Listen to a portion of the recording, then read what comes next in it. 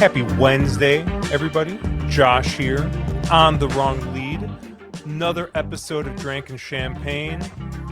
My co-host, as usual, Mr. Andrew Champagne. Andrew, how you doing, buddy? Well, tonight's not so much a drank and champagne night, it's a drank and milk night. So cheers to all y'all out And there. Gatorade. There you go. That's the spirit. So now things have been busy but good. Came back from a road trip that we'll talk about later on this podcast. But as I sit right now, I am recuperating from having kicked my own rear end at the gym tonight. So if I look and sound a little bit haggard or tired, that's why. But on the plus side, right before coming on here, the University of Michigan Wolverines won the fourth consecutive NCAA national championship over on College Football 25. So if gym and a whole bunch of video game success is not a rewarding evening, Josh, I don't know what is. I think the Wolverines could have used your help a little bit this year because Texas made a meal out of them on Saturday. One of my largest bets this weekend. So Yep. appreciated Texas basically putting the game out of reach in the first half. So yeah, that's the thing with Michigan this year. Funny thing, Josh, how many good football teams do you know have two quarterbacks? None. If you have two quarterbacks, you have no quarterbacks. And that's what Michigan has to deal with right now. Davis Warren's a heck of a story. Alex Orji's a darn good athlete. Neither's very good right now. And I would have to say it looks like a rebuilding year in Ann Arbor. So hopefully we can at least scrounge up enough will and momentum to keep the Ohio State game close later in the year, because if that winds up being a double-digit spread, I will be doing what I usually do, which is playing Michigan and the points, because that game is, at a minimum, always close, even when Michigan is down. Yeah. Not to get too into the sports betting stuff, but, we kind of have a light show today, so I figured, maybe we can talk about this a little bit. I've recently, I'm still in the process of reading through The Logic of Sports Betting, which is a lot of people consider like the sports betting Bible. So I've been reading through that. Guest I had a couple weeks back, Bill. Yes, he played me for a week. Yeah, he and I have been talking more and more. I've been asking him a lot of questions and stuff. He's got a couple of things that he's like modeling. He's advanced in when it comes to that, but he's kind of helping me out, at least just kind of try and start connecting the dots a little bit.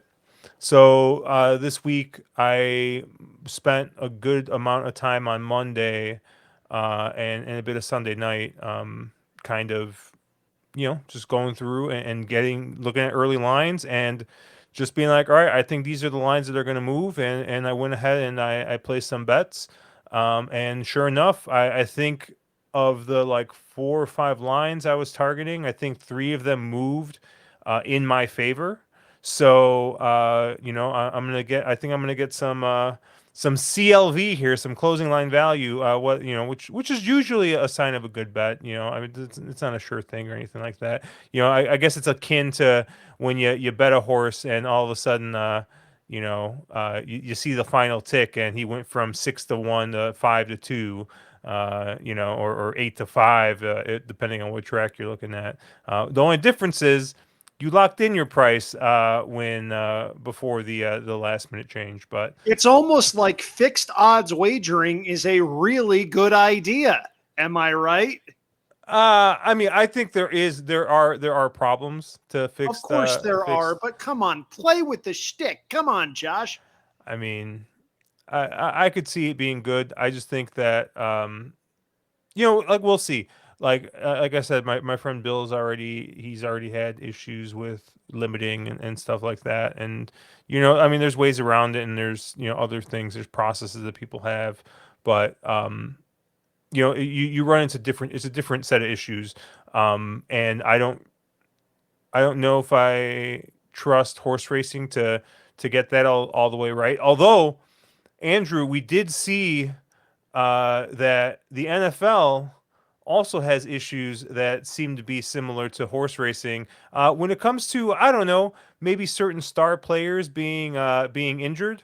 And I don't know if for those of you guys who don't follow the NFL closely, on Monday night, the Jets and the 49ers had a game, and the star running back for the 49ers, Christian McCaffrey, was ruled out about what, 2 hours before the game, something like that, an hour and a half That before the was when it game. was publicly announced. Yeah. And then in the post game interview, the running back who filled in for him, um, uh, I'm forgetting his name. I know his last name is Mason, but Jordan Mason. Jordan Mason. Thank you. And they're giving him an interview, and he's all hyped up, and and he's like, oh, he's like, I found out I was starting on Friday, and everyone, I feel bad for the guy, like whether that's really what happened or whether like he was told like, hey, you're gonna play the first series, isn't he's gonna start, versus Christian McCaffrey's going to be out, or hey, you're going to play. What we don't know exactly what was told, but the guy's just hyped up, saying this, and basically all anybody's looking at is like, well, this has got to be withholding information and all this other stuff. So, yeah, it's interesting. I don't know, Andrew. I know your day job centers more around sports betting stuff. You think there's going to be any noise because of that? I think there should be. I think it's going to spark something where the NFL is in bed with all the sports books, right? I mean, and when the draw of a FanDuel or a DraftKings or a BetMGM or a Caesars is legal, regulated, responsible gambling with player protections, well, time to protect the players. So hopefully they wind up figuring something out in that regard. I would have to imagine that's going to be a topic of conversation going forward. There is an element of buyer beware to any bet that you place, but this, if what Jordan Mason was saying was accurate, and as Josh mentioned, there's wiggle room there. He did not say, oh, I found out Christian McCaffrey wasn't going to play on Friday. We don't even know if there was anything nefarious going on. But as I say with horse racing, optics matter. This isn't a good look. So hopefully they wind up doing something to rectify it so this type of stuff doesn't happen again. Yeah, it was just, yeah, kind of, it just wasn't a great look. So, um, but yeah, this was this is kind of the first week I'm kind of taking a closer look at some sports betting stuff, and I think it's a good couple weeks to do it, just because horse racing right now is, we just got done with Del Mar. I mean, the official close of kind of the summer meets.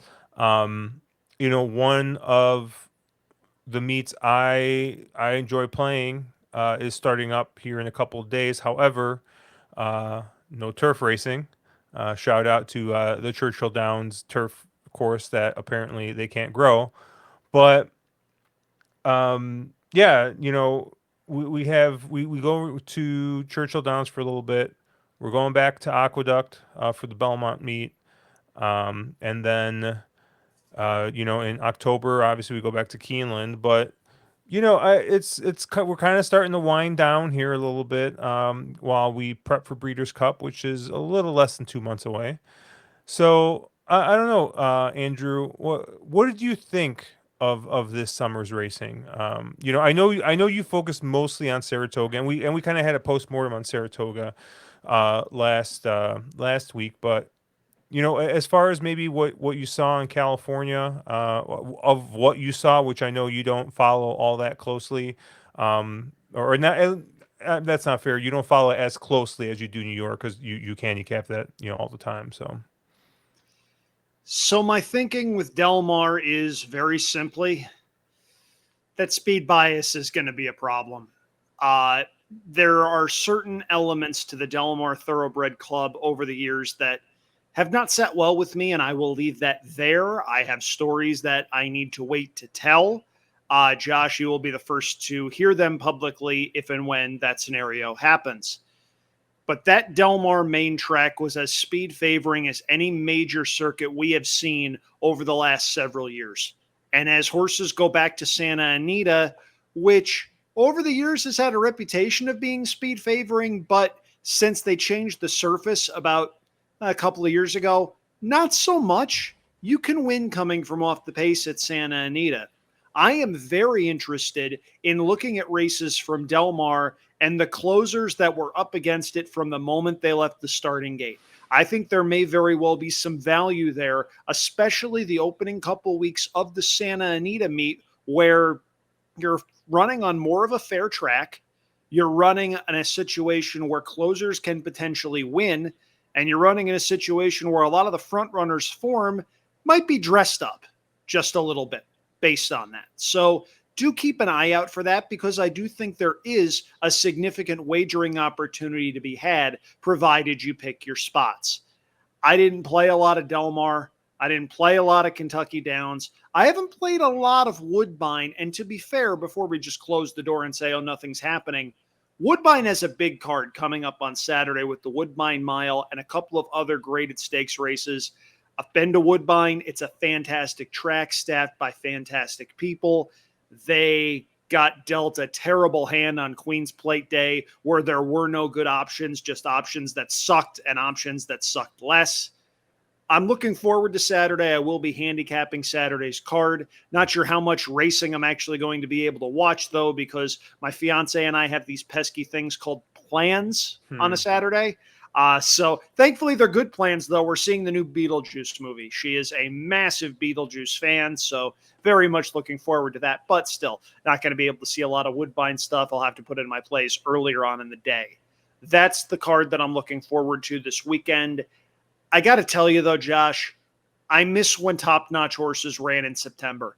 Steve Haskin wrote something to that effect. I don't know if it's published anywhere else, but he put it on his Facebook page, and it's a little overly flowery, but I will say there being no horses that say ran in August, will run in September, will run in October, will run at the Breeders' Cup, that hurts the game.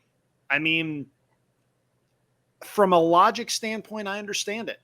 Horses are not bred to run nearly as much as they used to. So trainers are going to take their time with the good ones. You'll see some the last weekend of September, first weekend of October to prep for the Breeders' Cup. But I'm old enough to where I can remember top tier horses running every 3 weeks like clockwork through the summer and fall leading up to the Breeders' Cup. I remember when horses had 10 or 12 start campaigns and they were trained by people other than D. Wayne Lucas, who's the only one that still does that. I missed those days. I know I sound like a grumpy old timer when I say that, but right now we're in a situation where some of the top tier circuits are taking breaks simply because they don't have the horses after big summer meets to run at a couple of these circuits. Aqueduct kicks back up again fairly soon. Southern California kicks back up again fairly soon.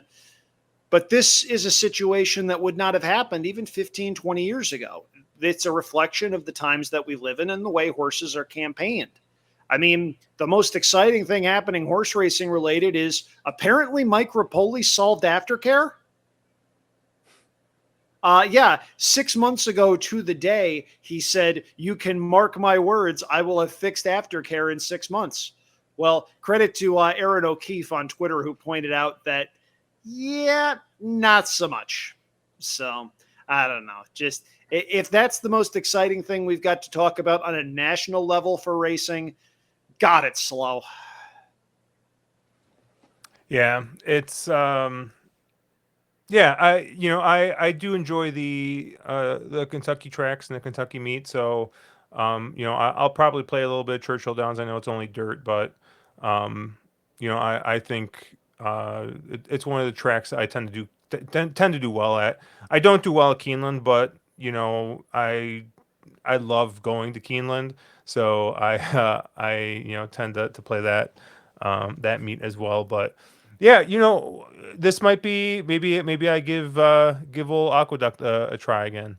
I Matthew haven't. DeSantis will be very happy to hear that. Just don't talk about the weather. If you talk about the weather, he will call you a ninny on a radio station. I think if Matthew DeSantis is calling me out in a radio station, the host will just be like, who? You So, don't know the radio hosts that we know. They will egg uh, him on. They will not care who he's calling out, just that he's calling out someone. Shout out to Levac and Gaz in Albany. Love you guys. yeah. Yeah, but yeah, it's just kind of a weird little time, you know. Obviously other Matt Carlson and I, we're thrilled with Hong Kong coming back up. You So and me both. obviously, Happy Valley tomorrow, or we're recording this on Tuesday night. So first thing Monday, or first thing Wednesday morning, they are back. I got to still look at the card and see if I want to make any bets An overnight. all-time Andrew chasing horse is running on the Happy Valley card. I have been chasing Romantic Lau the last couple of starts. In both of them, he has run gigantic and finished second with some of the weirdest trips you can possibly imagine. Spoiler alert on the Hong Kong feed, he will be my best bet of the program.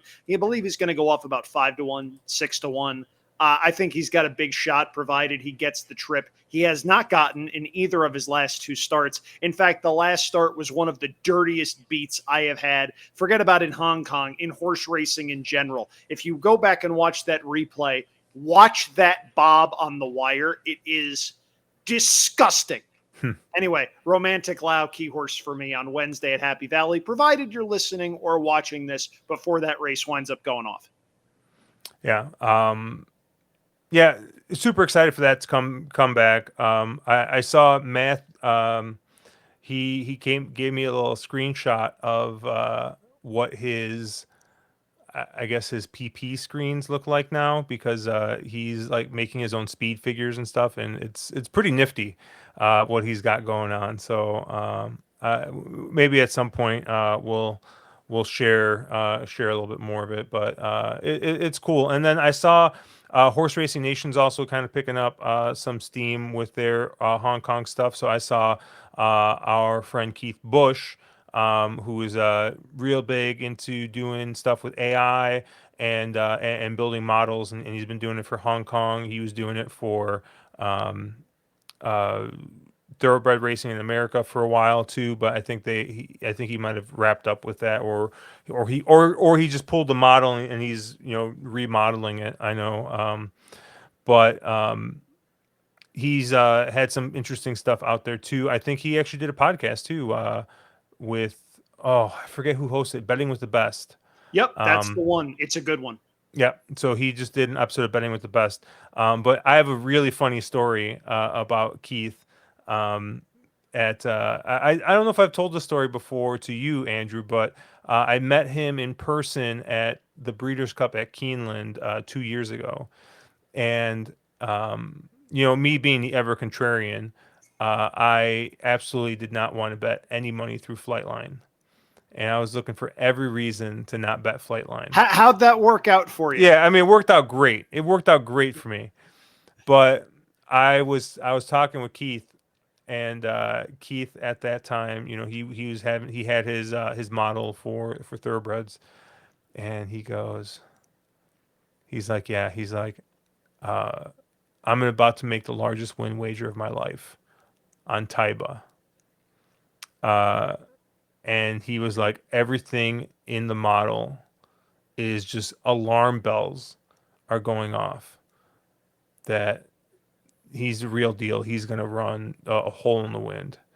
And I was kind of on Taiba, and I was like, oh, I was like, that's all I needed. Like I was ready to jump. I just needed somebody to push me. You know what I mean? And that was the push I needed. And yeah, it worked out. It worked out well for the both of us. But the funny part about that story though is Keith goes, yeah, I called my wife and I let her know at like the amount it was, because it was like, so it was such a big amount he was going to bet, like, comparatively, right? Like to him and whatever. I don't know the number, but he was like, yeah, I had to let her know, and like I had to tell her, and I had to get the okay for it. When you have to clear it with the War Department, that's how you know it is a Yeah. significant investment. So I it was just a funny little story. He was a super nice guy, and we talked a bunch about stuff, and I know he listens to the Hong Kong pod. So to shout out Keith, Yeah, I but know he had a comment about my surprise appearance a couple of months ago. hey, Kidding he aside, liked it. Keith is a very smart guy who clearly knows what he's talking about. And if you want reasons to bet on Hong Kong, if for some reason you are not convinced by the two smiling faces that you see in front of you, Josh, smile. Screen grab that right there. If you're not convinced by that, Keith had about 11 reasons in a thread about Hong Kong that he put up last week before the opening card at Sha Tin. Go and see that if you're on the fence. Hong Kong does a lot of really cool things for U.S. bettors. Of course, there is that new North American feed. But if you go to the Hong Kong website, you'll be able to download free past performances. Sky Racing World also has past performances in their format if that's something that you prefer. They're out there. It's full fields. You're not going to see a lot of 1-9 shots over in Hong Kong. I'll say that much. So the only drawback is you've got to be up pretty late or pretty early if you want to watch the races as they happen. Yeah, and I know that there are some other like sites that you can bet. You can set conditional wagers and stuff like that. So like, hey, like if you're somebody who comes out and does their, fair value line, and you're like, hey, I only want to bet this horse if it's 3-1 or better. There's some places that you can do that stuff at. I think Express Bet might have it. Yep, Um, ExpressBet does have it. and That's one of the AM places Wager you might can have do it it. too. So there's a couple different places, but um, I generally, if I'm playing Happy Valley, I'll catch the last couple races. Shot in, I'll play the first few races pretty heavily, and then I'll usually have a late pick three or something going in. And at least for me, like I'm usually up late on Friday, Saturday, Sunday, whenever they're running. So I'm usually able to kind of watch a couple. Out in the West Coast, it's not that bad for you because like what do the races start at like 10 p.m. Unless it's Twilight Racing over there. If it's Twilight Racing over there, that's a different beast. Yeah. But yeah, for instance, over the weekend, I was able to catch the first 3 or 4 races from Sha Tin. Got to see Kaiying Rising win the Chief Executives Cup under a 135-pound impost. Yes, kids, 135 pounds over there in Hong Kong. That handicapping system is real and it's spectacular. Kaiying Rising picking up the 5th or 6th consecutive win and doing so very impressively. That's a serious racehorse that we're going to see later on this year. Yeah, I actually over the weekend I kind of had I don't know how to describe it. I had a real just I think I just completely overthought and just like completely tricked myself. There was a race, and I'm trying to pull it up right now. It was the race before um, it was the race before the pick three, so it was race six. It was a pretty salty race, and I got the board just completely wrong.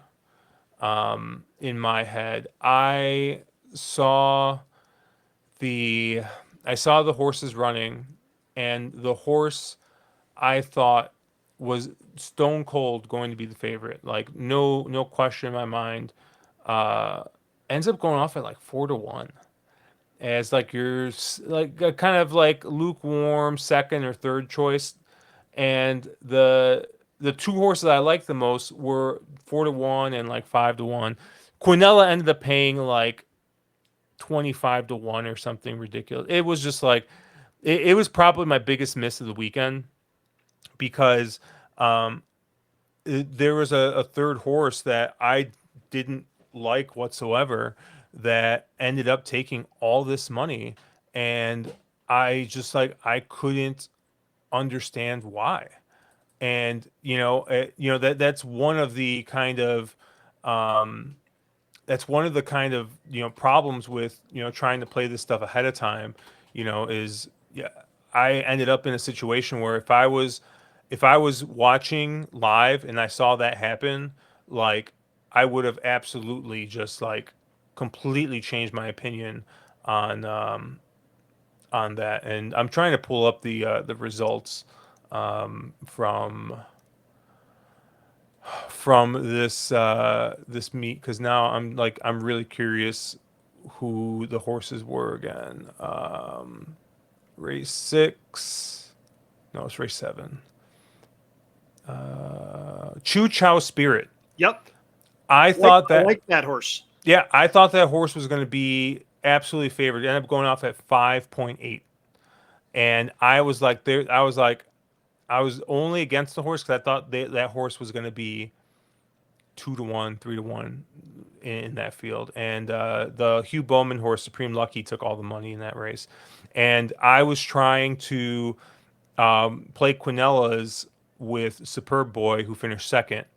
And yeah, what did the Quinella pay? Paid 18-1. Yeah. So it was just like it was real frustrating. Kind of. And I talked a little bit about it on um, the podcast last week on You Gotta Be Shot to Me. How I liked the horse, but the price was going to be way off, and it's just like one of those times where it's like, well, I was completely wrong on the board, and at nearly 6 to or at nearly 5-1, that would have been a pretty significant win bet. But yeah, you can still find overlays like that at Hong Kong, and that was a small field too. I think it was like a field of 7 or 8. Yeah. Um, By the way, 7 or 8 horses in Hong Kong does constitute a small field. If you're out there and wondering, wait, what are these guys on? 7 or 8 horses? Yeah. Many of these races will have 12 horses and a couple of supplemental entries in case of a scratch, but they don't scratch horses in Hong Kong all that much. And so what you wind up seeing in the program is field of 12, field of 12, field of 12. And if there is a field of 7 or 8, it's an exception rather than the rule. yeah. Well, Andrew, what else? What else you got going on this week, man? Well, this week, not so much. I do want to talk a little bit about my trip to Ferndale over the weekend. I believe I am the first person in the history of the world to be incentivized to cover Ferndale and Hong Kong within the same 24-hour period. I don't think that's ever been done before, Josh. I truly don't. So, if you're wondering, what the hell is this guy talking about? Well, Ferndale is one of the tracks in the California Fair circuit. It is the Humboldt County Fair. And if Humboldt County rings a bell, it may be because of the excellent Netflix documentary, Murder Mountain. I was not far from there. It is remote, folks. You drive 2 hours in the middle of nowhere and you keep going from there. I thankfully stopped in a small city called Ukiah, which is about halfway between where I am and where Ferndale is, and was able to get a good night's sleep going there and a good night's sleep after. If I had not done that, I honestly don't know how I would have been able to make the drive. It's 4.5 hours. It is not an easy 4.5 hours. Even though it's all on one road up 101, there's a lot of turns, a lot of work zones, some one-lane sections. It's not a lot of fun getting there. Once you get there, though, Ferndale's a pretty darn cool little place. And when I say little, I'm not blowing smoke. Josh, how many racetracks do you know where 7 furlong races go 3 turns? Woof. None. Ferndale. The Ferndale feature every meet is the Humboldt County Marathon. They go 1.5 miles. That's 4 laps around the track. That's crazy. My heavens. It's 4 times under the wire, I should say. It's not 4 laps. It's 4 times under the wire because they start out of the 5 furlong chute. It is truly a fascinating track. The Humboldt County Marathon, by the way, this year was won by a runner from the Doug O'Neill barn. It is the first time in history the same trainer has swept the Pacific Classic at Del Mar and the Humboldt County Marathon at Ferndale. Steve Anderson from the Daily Racing Form looked that up. But I got up there on Saturday morning, and wound up doing, contributing, I should say, to their daily handicapping seminar. Josh, the OTB area at the Humboldt County Fair is literally a tent with 5 or 6 televisions in there. We had microphones at our table, but they were for show. They did not work. So I had to, go into my announcer voice the whole time, which for those of you who know me, that's not a problem. Your boy can talk. But the highlight of that was I did a Fred Flintstone impression during this handicapping seminar because there was an 8-year-old horse by the name of Hey Wilma. And if a horse is named that, complete with a whole bunch of A's on the end, you can't just let it sit there. You have to pronounce it the way it was intended. Shout out to Chris Griffin, who did that earlier on in that horse's career before he went on to Sam Houston and now the downstate announcer at the New York racing tracks. So had a lot of fun up there. Ran into a bunch of familiar faces. Alan Aldrich, who is a power player at Pleasanton, also has a place up in Ferndale. He does a lot up there. Johnny Tabawada, who is a board member at the Alameda County Fair. If you ever are looking in the California forums and you see horses with autism in the name, chances are he has owned or bred them at some point. That's one of his things. He has a phenomenal venture with the George Noyes Foundation about raising autism awareness. I'll be plugging some of that on Twitter. They have an event coming up on Friday in Fresno that I am more than happy to raise awareness of. A lot of good people up there. It's hell to get up there, man. I have no idea how so many people take multiple trips up and back during the course of the meet. But wound up doing that, wound up eating dinner at a shockingly nice casino near the Humboldt County Fair. There's a place maybe 10, 15 minutes down the road, had a very good chicken parm, and then walked through the casino floor. They were spreading $5 blackjack that paid 3-2. So I sat down for a shoe, broke exactly even, and then went home. It was a lot of fun. It's a cool road trip to take if you've never taken it before. Not quite sure if I'm ever going to get the chance to do that again, though. The only reason I was able to do that this time around is it's the first time Ferndale hasn't had a conflict with Saratoga.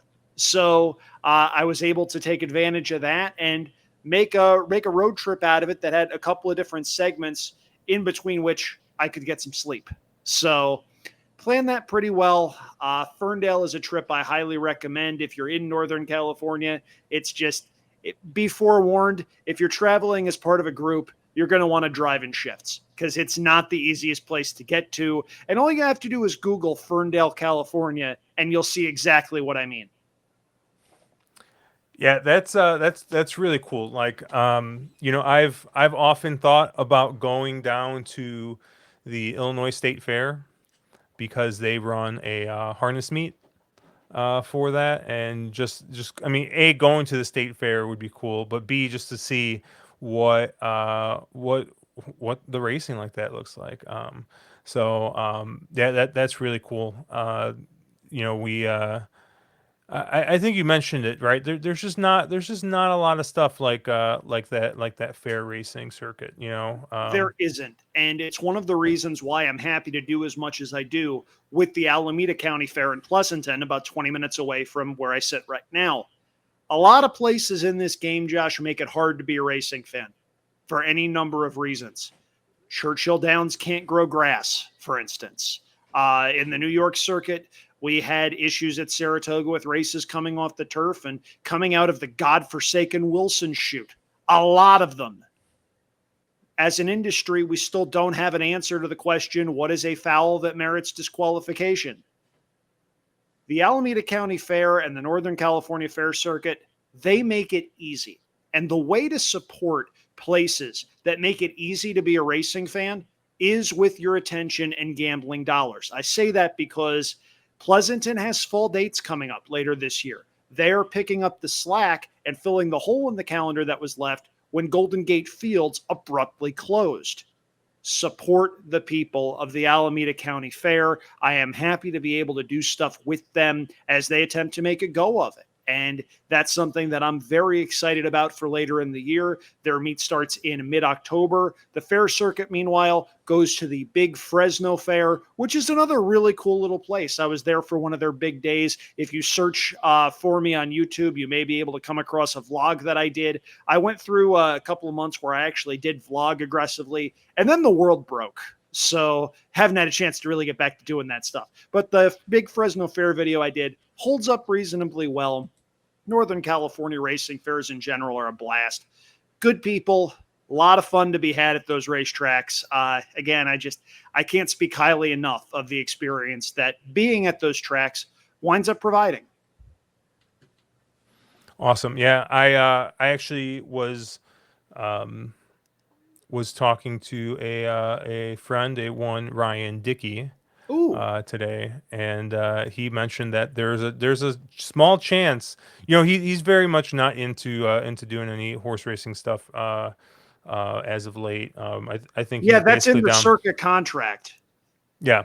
But I think he's basically down to just maybe making a bet like during the Derby, and that's about it. But he said that he might be going to Kentucky Downs for a couple days next year. So I might, I don't know. I might maybe see if we can make a trip out of it. Well, he doesn't know this yet, but Well, he will I'll if he text him. listens to our show. And if he doesn't listen to our show, he's dead to me. And for all of you who are listening, make sure you like and subscribe so you will not be dead to Andrew. My Uh, my dead to me list is long and distinguished. but yeah, I just going to tracks is still, it's still just a blast. I mean, heck, going to, the other week I went for Pacific Classic Day. I went to OTB, where our friend Emily was hosting a pool party with the people of Hawthorne, and it was just a blast just being there with a group of people and just talking horses and just talking about stuff. And even like I didn't cash a bet that day, and just like being able to talk to people after the race, and they'd be like, yeah, I saw it the same way as you, or like, no, I kind of told you like you were wrong, like just talking about horses. It's just fun. So yeah, going to the track and doing that stuff, hope I'm really excited for Breeders' Cup.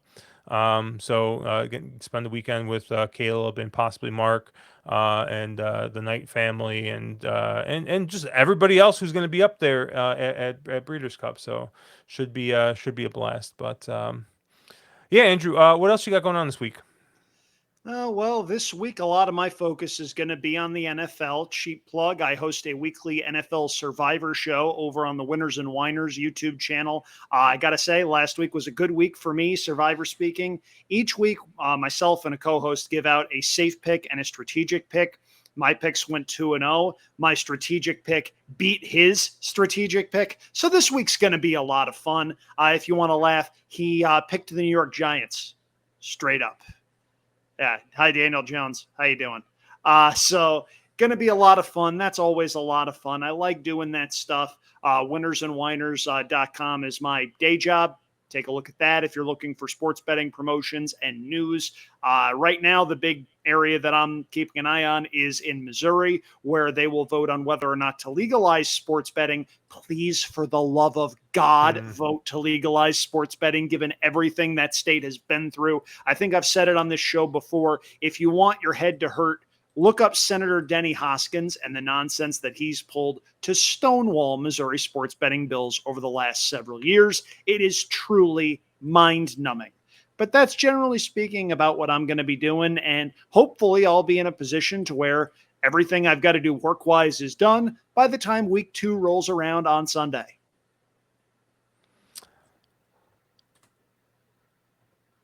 Awesome. That's going to do it for us here on Drinking Champagne. You can check us out at onthewronglead.com, at wrong_lead on Twitter.